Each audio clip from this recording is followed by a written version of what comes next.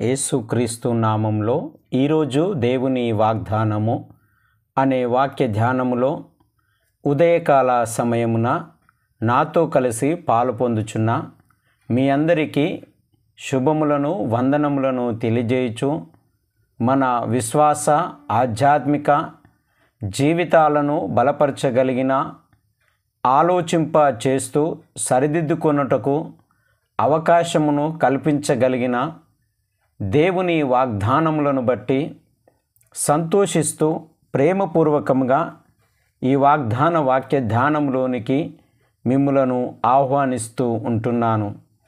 అనుదినము మీతో పంచుకొనుచున్న ఈ వాగ్దాన వాక్య ధ్యానములు ఇంకనూ అనేకులకు అందించబడాలి అని ఆశతో ప్రార్థిస్తూ ఈ ఛానల్ను షేర్ చేయవలసిందిగా, వీలైతే సబ్స్క్రైబ్ చేసుకొని పరిచర్యను ప్రోత్సాహపరచవలసిందిగా మనవి చేస్తూ ఉంటున్నాను.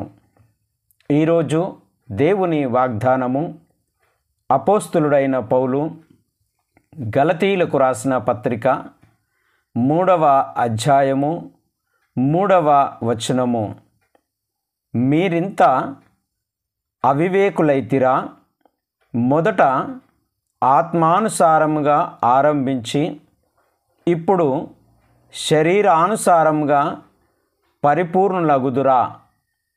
ఈ మాటను బట్టి ఈ సర్వ సృష్టిలోని సర్వ మానవుల ఎడల దేవుడు కలిగి ఉన్న తన ఉద్దేశము, తన సంకల్పము బయలుపరచబడుట మనము ఇక్కడ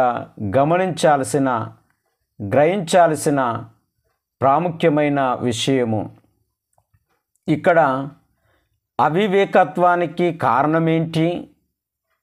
మొదటిగా ఒక మంచి ఆత్మానుసారమైనటువంటి ఆరంభాన్ని ఆరంభించి ఎందుకు శరీరానుసారమైనటువంటి స్థితికి దిగజారిపోయినారు అనే రెండు విషయాలు మనల్ని ఆలోచింపచేస్తూ ఉంటున్నవి. ప్రతి మనిషి జీవితంలో ఆరంభము అనేది చాలా అందమైనదిగా, ప్రత్యేకమైనదిగా, గొప్పదిగా ఆరంభిస్తూనే ఉంటాము. ఇదందరికీ మనకు తెలిసిన సత్యము. ఏది మనము ఆరంభించినా అది గొప్పదిగా ఉండాలి అని, ఒక ప్రత్యేకమైనదిగా ఉండాలి అని, ఒక అందమైన ఆకర్షణీయమైనటువంటిదిగా ఉండాలి అని మనము ఆలోచన చేస్తూ మనము ఏది ఆరంభించినా మనము ఇష్టపడుతూ ఉంటాం. ఉదాహరణకు మనం చూసినప్పుడు ఉద్యోగంలో చేరడానికి ఎంతో ఆశతో ఆసక్తితో దాన్ని ఒక ప్రత్యేకమైనటువంటి గౌరవప్రదమైనటువంటి దానిగా మనము చూడాలి అనేటటువంటి, నేను ఉద్యోగంలో చేరితే ఈ విధంగా జీవించాలి అనే లక్ష్యంతో చేరుతాం. ఆరంభం బాగానే ఉంటుంది. అదే రీతిగా వ్యాపారమును చూడండి. ఎన్నో కష్టములు, ఎన్నో శ్రమలు కోర్చి ఒక గొప్ప వ్యాపారమును ఆరంభించాలి అని ఒక లక్ష్యాన్ని, ఒక గురిని పెట్టుకొని ఆరంభిస్తాం. అదే రీతిగా కుటుంబ జీవితాన్ని, వైవాహిక జీవితాన్ని మనం ఆలోచన చేసినప్పుడు కూడా ఆ వ్యవస్థలోనికి, వివాహం అనే వ్యవస్థలోనికి ప్రవేశిస్తున్నప్పుడు కూడా ఒక అందమైన, ఆకర్షణీయమైన, ఒక అర్థవంతమైనటువంటి వ్యక్తిగా బ్రతకాలని మనల్ని మనము ఇష్టపడుతూ ఉంటున్నాం. అందరము జ్ఞానముతో, తెలివితో బ్రతకాలి అని, ప్రవర్తించాలి అని, అజ్ఞానము, అవివేకం అనేటటువంటి స్థితికి దిగజారకుండా ఎదగాలి అనేటటువంటి ఉద్దేశాలను కలిగి దినదినము ప్రయత్నాలు చేస్తున్నటువంటి పరిస్థితులు మనం గమనిస్తూ ఉంటున్నాం. ఇలాంటి పరిస్థితులలో మనం ఏ విధంగా ప్రవర్తిస్తామంటే, నాయంత భక్తిపరుడు లేడు, నాలాంటి మంచి ఉద్యోగస్తుడు లేడు, నాలాగూ వ్యాపారము చేసేటటువంటి వ్యక్తి లేడు, మాలాంటి ఆదర్శవంతమైన కుటుంబాలే లేవు అనే విధంగా ప్రవర్తించడానికి ఇష్టపడుతున్నటువంటి వారంగా ఉంటాం. కానీ కొన్ని దినములు, కొన్ని గడియలు, కొన్ని సంవత్సరాలు గడిచిన కొలది ఏదైతే మనము అనుకొని ప్రారంభించినామో వాటన్నిటిని మనం పరిశీలించుకున్నప్పుడు అవమానకరంగాను, ఏలనకరంగాను, దుఃఖంకరంగాను, నష్టపోయే విధంగాను ప్రవర్తిస్తున్నటువంటి మిగిలిపోతున్నటువంటి వారముగా ఉంటాం. అందుకే ఇక్కడ జ్ఞాపకం చేస్తున్నటువంటి మాటలు ఏంటంటే, మొదటిది అవివేకులారా అని మాట్లాడుతూ ఉంటున్నాడు. అవివేకులారా. ఈరోజు వాగ్దానమును గమనించినప్పుడు కూడా ఆ వాగ్దానంలో తెలియజేయబడుతున్న బయలుపరచబడుతున్నటువంటి మాటలను మనం చూసినప్పుడు దేవుడు తాను ఎన్నుకున్న, తాను పిలిచి ఒక ప్రత్యేకమైనటువంటి పరిచర్య కొరకు నడిపిస్తున్న అపోస్తుడైనటువంటి పౌలుతో మాట్లాడుతూ ఉంటున్నాడు. ఆ పౌలు ద్వారా వెల్లడి చేస్తున్నటువంటి మాట ఏంటంటే, మీరింత అవివేకులైతిరా, మీరు ఏ లక్ష్యము కొరకు దేవుణ్ణి అంగీకరించున్నారు, ఏ విశ్వాసముతో క్రీస్తును అనుసరిస్తూ ఉంటున్నారు, ఏ భక్తి విశ్వాసములను, నీతి నిజాయితీని, దైవభక్తిని కలిగి జీవించాలని ఇష్టపడుతూ ఉంటున్నారు, ఇదిగో దాన్ని తొలగిపోయి ఎందుకు అవివేకులుగా మీరు తయారైనారు అనేది జ్ఞాపకం చేయబడుతూ ఉంటుంది.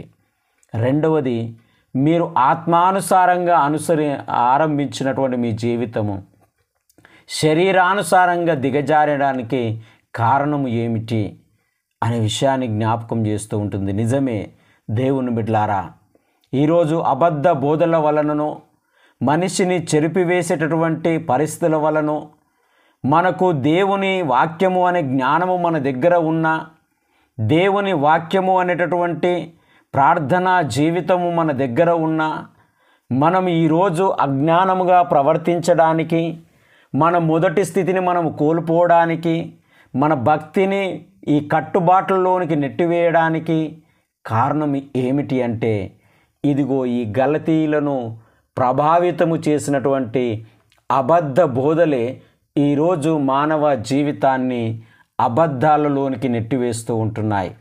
వారెందుకు వారు మొదటి స్థితి కోల్పోయినారు? వారెందుకు వారు ఆరంభించినటువంటి లక్ష్యాన్ని కోల్పోయినారు? ఎందుకు వారు అవివేకంగా ప్రవర్తిస్తూ ఉంటున్నారు అంటే, అక్కడ చెప్పబడినటువంటి మాటలు ఏంటి తెలుసా?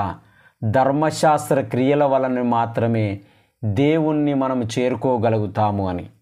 విశ్వాసము వలన కాదు.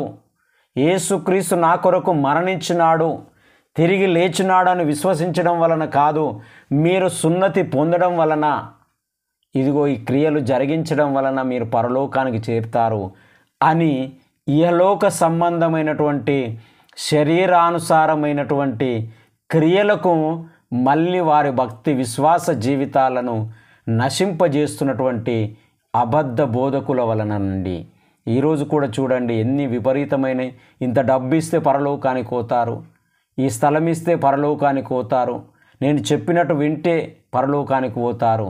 భక్తి ఏందో, విశ్వాసం ఏందో, సామాజిక జీవితం ఏందో, ఆధ్యాత్మిక ఎదుగుదల ఏందో, ఇవన్నిటిని పక్కన పెట్టేసినారండి. ఈరోజు డబ్బు డబ్బు డబ్బు అనే జబ్బు మీద పడి భక్తి విశ్వాసములను సైతము నాశనము చేస్తున్నటువంటి అబద్ధ బోధకుల మధ్యన మనం జీవిస్తూ ఉంటున్నాం. అందుకే ఆయన అంటున్నాడు, మీరు ఎందుకు అవివేకులుగా ప్రవర్తిస్తున్నారు? మీరు క్రీస్తును అనుసరించి భక్తి విశ్వాసమును పెంపొందించుకున్నటువంటి ఆ విశ్వాస జీవితాన్ని కోల్పోవడానికి కారణం ఏంటి అని జ్ఞాపకం చేస్తూ, మీ సొంత ప్రయత్నాలకు మీరు అవకాశం ఇస్తూ ఉంటున్నారు. మీ స్వక్రియల ద్వారా దేవుణ్ణి చేరుకోవాలనుకుంటున్నారు. మీ అనుకుంటున్నటువంటి ఇదే భక్తి, ఇదే విశ్వాసము అనేటటువంటి ఆ గురి పెట్టుకొని నడుస్తున్నటువంటి విషయాల ద్వారా దేవుని లక్ష్యాన్ని కోల్పోతూ ఉంటున్నారు. మీ ప్రేమను, మీ విశ్వాసమును, మీ లక్ష్యాన్ని కోల్పోవడానికి కారణం ఏంటి అనేది హెచ్చరించబడుతూ ఉంటుంది.